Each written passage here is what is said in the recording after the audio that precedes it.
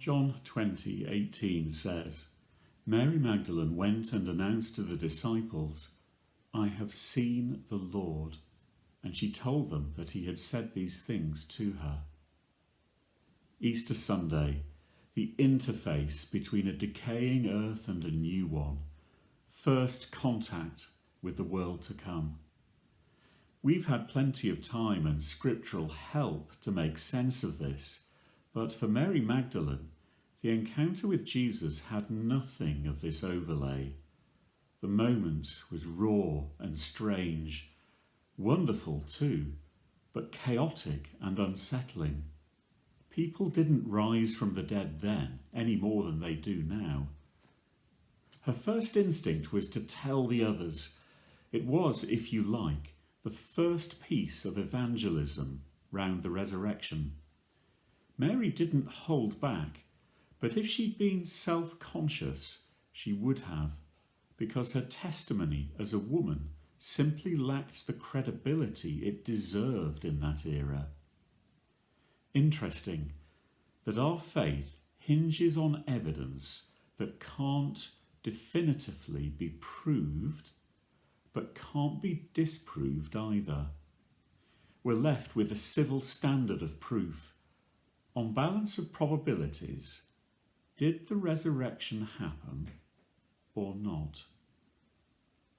In 1981, on the verge of taking my A-levels and leaving home, I was confronted with this question, and I made a meal of it, tying myself in knots, trying to decide whether it was credible or not, acting like the 20th century man I was, looking at the evidence, using logic, examining loopholes, moving in a linear way to a conclusion.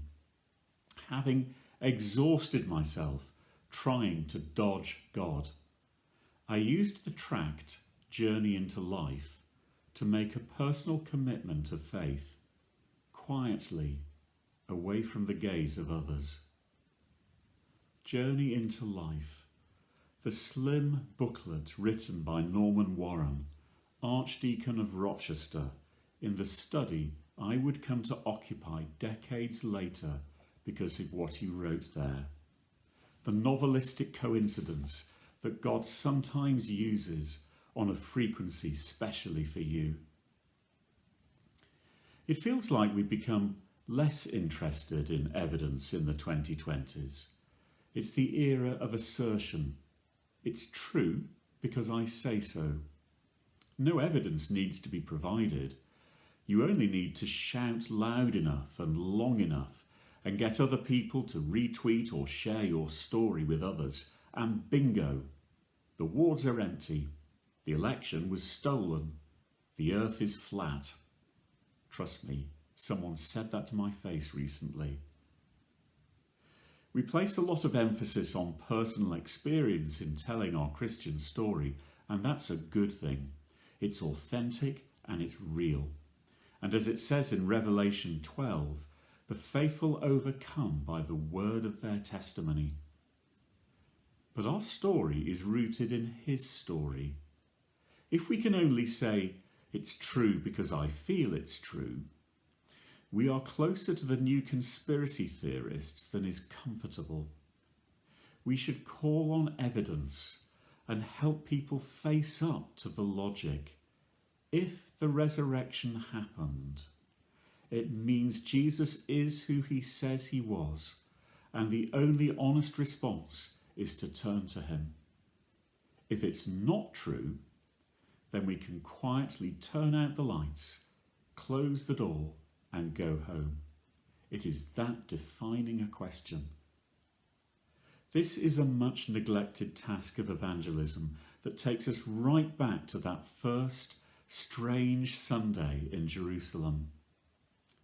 But part of the evidence trail we leave for others is what difference the resurrection makes in our own lives. Can someone see it in us?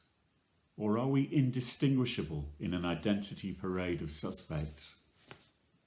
That may be the biggest calling of all, and it kind of makes sense. When you think about the people you know, You rarely recall the things they've said, but you remember how they make you feel. It's like we're all walking with a sandwich board around us. The question is, what's written on that board for all to see? It pays to figure that out as we head into Lent once more.